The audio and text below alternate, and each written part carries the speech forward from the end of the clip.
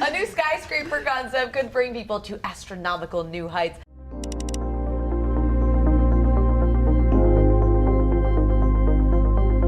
Cloud's architecture office has unveiled plans for a futuristic skyscraper called the Analemma Tower. The building would hover above the ground because it would be attached to an asteroid in space. Look at this thing. This really puts the sky in Skyscraper. A design firm now has come up with this idea for a floating skyscraper. There would be ultra high strength cable to hang that building from an asteroid. Forcibly put into orbit around the planet. That, of course, means that your address could be anywhere on Earth, so actually physically hanging from a cable. New York architecture firm has drawn up plans for the tallest building. You might have been expecting me to say the tallest building on Earth, but that's the catch. Cloud's architecture office says this tower would be suspended from a large asteroid that's placed into orbit above the Earth. It's going to be lightweight, solar powered, and use water from the clouds. The skyscraper would always be moving. Right, floating skyscrapers tied to an asteroid in orbit that would float majestically over New York, that you could only leave by parachute, that was covered by so many news organizations it beggars belief. Newsweek, Popular Mechanics, Forbes, The Independent, Business Insider, and so on. And God, did I get so many calls to debunk this crap. So let's start with the more obvious practical elements to this. Where do I flush the toilets? Where does the water go? Where the hell are you going to get your water from? Or electricity? Oh, but they're going to get the water from the atmosphere, right? Yeah, right. They're going to get all the water to water all the people in that entire skyscraper just from that little bit that dips into the atmosphere. Perspective time. About 30,000 people worked in the Twin Towers of the World Trade Center. And you didn't water all of those people just by putting a water bucket on top of the skyscraper. And that was merely 100 or so stories high. This thing is thousands of stories high. And power. Also, so is that the technology that they've kind of started to brainstorm with this. In order for this tower to get power, they would actually put solar panels in space. Makes sense. You're pretty close to the sun. That's where, yeah, there's... Oh, they're going to do it by solar power. That's a neat trick until you realize that the International Space Station only has half a dozen people on it and needs this many solar panels. Where are their solar panels? I mean, hell, once this thing gets into space, and you got to bear in mind that there's only like 100 kilometers of this is going to be in the atmosphere. The remaining 30,000 kilometers of this is going to be in space. And it's going to have all of the problems of a spaceship. And you know what the biggest window in space is? It's on the International Space Station. It's 80 centimeters, almost a meter, a couple of feet, that sort of size. And it cost an absolute fortune. The cupola is a pressurized module with 6 trapezoid side windows and a circular glass roof, giving astronauts unique panoramic views. My name is Scott Kelly, and this is the cupola of the International Space Station. The cupola is a small module that provides us a vantage point to see outside of the space station. The cupola structure was made out of a single forging in aluminum. This is quite of an achievement. This was a premiere in Europe, and this is something Europe should be very proud of. I'm going to take the camera here and show you the different windows we have in the cupola. This is facing aft. You can see the rear portion of the back of the space station, the Russian segment. Node 3 and the cupola are the culmination of years of development and construction by ESA and its contractors. And of course, any failure in any of this structure basically kills everyone in the skyscraper who's not in an airtight compartment. Yes, it's outrageously dumb on even the most superficial levels, but it's also kind of dumb on almost every other level. I mean, what's that? It's going to be tethered to an asteroid in geostationary orbit. Well, that's a neat trick. I mean, let's just take a look at the big numbers. If you're in the asteroid belt, and just so we're clear, the asteroid belt is the region between the orbit of Mars and Jupiter. So let's just take the largest object in the asteroid belt, that's Ceres. To escape from the sun from the orbit of Ceres, you need about 25 kilometers per second. If you're on the Earth, you need about 42 kilometers per second to escape from the sun. So, this being a state function and all, if you want to get from the Earth to the asteroid belt, you need a change of velocity, a delta V, of about 17 kilometers per second. Bear in mind here, of course, that the speed of sound, the speed of a bullet, is about 0.3 kilometers per second. Or, conversely, if you want to get from the asteroid belt to Earth, you also need a delta V of 17 kilometers per second. And just to put that into perspective, escape velocity merely from the Earth, not including the Sun, is about 10 kilometers per second. And we need giant rockets to get tiny payloads into space. So yeah, changing orbit around the Sun takes crazy amounts of energy. So in this case, we're looking at delta V. So the energy is half mv squared. So ballpark numbers, to move just 1 kilogram, it's about the size of a bag of sugar or a 1 litre pop bottle or something. To shift merely 1 kilogram of asteroid to Earth orbit will take about 150 megajoules. Now ballpark numbers, that's the same energy as 50 kilograms of TNT, and that's just to move a 1 kilogram rock from the asteroid belt to the Earth. And that's assuming a perfect conversion of energy to thrust. In reality, you'd be lucky to get half of that. But honestly, with equations like this, a factor of 2 really makes no difference whatsoever. So let's take a small asteroid, say 1 kilometer in diameter. So if we were to zoom in to Central Park in New York City, the entire asteroid would quite happily fit inside Central Park. So we're not going to worry too much about the actual exact shape of the asteroid. We're just going to approximate it to a sphere with a radius of about half a kilometer. So the volume of that sphere is 4/3 pi r cubed, about 500 million cubic meters. And a cubic meter of rock weighs about 3 tons. So a 1 kilometer diameter asteroid is going to have a mass of about 1.5 billion tons, or 1.5 trillion kilograms.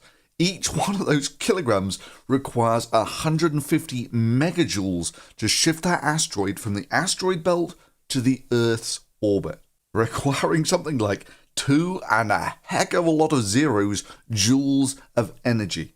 So let's just use the entire energy consumption of mankind as a yardstick here. Now, by lucky chance, 2 and a heck of a lot of zeros, 20 in this case, is also how much energy mankind uses in an entire year. The entire planet's energy consumption is about 2 to the power of 20 joules. So if mankind were to devote the entire energy of 1 year, it could just about get a 1 kilometer asteroid into the Earth's orbit.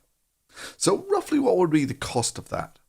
Well, we know that we spend about 1/10 of our wealth generating power, and we know the GDP of the planet is about $100 trillion, something like that. So that means that just the cost of the energy would be about $10 trillion. A little bit more expensive than one of the world's most expensive skyscrapers, like, say, for instance, the Freedom Tower, which cost about $4 billion. But don't worry, these people have thought this through. They've got a great way to save money. And this bit just beggars belief, is they say that they're going to save money by doing the construction in the Middle East because the construction costs will be cheaper. Same time. So the company has even come to define where the construction of the megastructure would be made, and that would be Dubai. Seriously, you get sites like Big Think with their titles of Get Smarter Faster Every Day, saying things like this. The advantage of making such a building, according to the architects, is that since it is built in the air, it can be constructed and transported anywhere. In fact, the firm is proposing to build it all over Dubai, where it can be built at 1/5 of what it would take in New York City. Newsflash, guys, you couldn't build this in Dubai if you wanted. In fact, the only sensible place you might be able to build this is at the equator, and Dubai is not on the equator. So you literally couldn't build it from Dubai. You would have to build it in space after they've spent something like $10 trillion to get an asteroid. And that's $10 trillion just for the asteroid. That's not including any of the construction costs or the costs for the cable. And the odd thing is, many of these people cite NASA's asteroid return mission. Because NASA is planning an asteroid retrieval mission in 2021 that could determine whether such a feat is feasible. Let's take a look at the Get Faster, Smarter, Big Think article on this. They point to some recent asteroid-related developments to bolster the feasibility of their plan. Manipulating asteroids is no longer relegated to science fiction. In 2015, the European Space Agency sparked a new round of investment in asteroid mining concerns by proving with its Rosetta mission that it's possible to rendezvous and land on a spinning comet. Yeah, that didn't quite go so well. NASA has scheduled an asteroid retrieval mission in 2020, which aims to prove the feasibility of capturing and relocating an asteroid. Not so much. They're looking at bringing back a kilo or so of asteroid, not 1 trillion kilograms. Then they tied up with, while the Analema Tower is certainly speculative at this point, with some of the proposed technologies not yet available, it's still an exciting idea straight out of the hopefully near future. And because they're obviously impressed by this sort of thing, here's another great picture of the tower over New York City. Munchkins. But whatever, I give you the asteroid for free. I give you the impossible materials to make it from for free. Cool, so you want to hang this building from an asteroid and then dip it into the atmosphere from some asteroid in geostationary orbit. So geostationary orbit is the one where you go around the Earth once per 24 hours.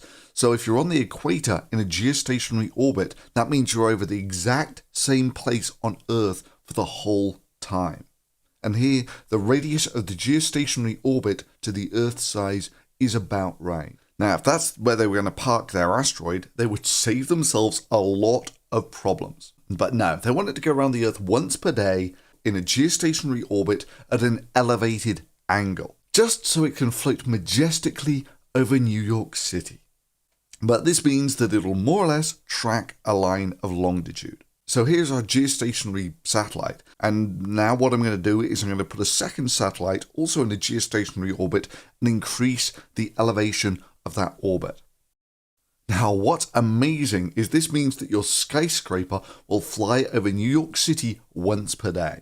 However, there is a slight drawback to this plan, and that's that the skyscraper has to get up to about 40 degrees of latitude. That's 4,000 kilometers from the equator, meaning that it has to go 4,000 kilometers below the equator for the round trip. So that means it's going to do about 8,000 kilometers in 12 hours.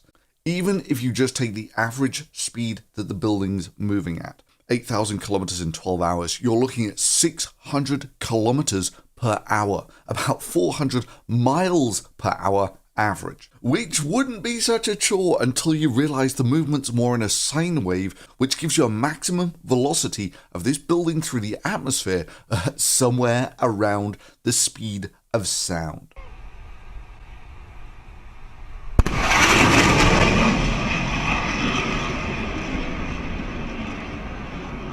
Yeah, I think you might have structural and atmospheric drag problems on this idea. But that's nothing, because you will reach the peak speed at somewhere around the equator. And guess what? The Andes are at about the equator, meaning that the building that soared majestically over New York would smash even more majestically into the Andes at about the speed of sound. Yeah, that's kind of brown trousers time, especially in a building with no toilets. Look, this whole thing is basically a variant on the space elevator, which would be tethered to a single spot on the equator. I mean, rather than actually sort of putting a building on the end of the cable, you just attach the cable to the ground and use it as a space elevator. There is just a tiny problem that the materials don't exist that could possibly do the job yet. Look, as cables get longer, they get heavier, and eventually they just break under their own weight.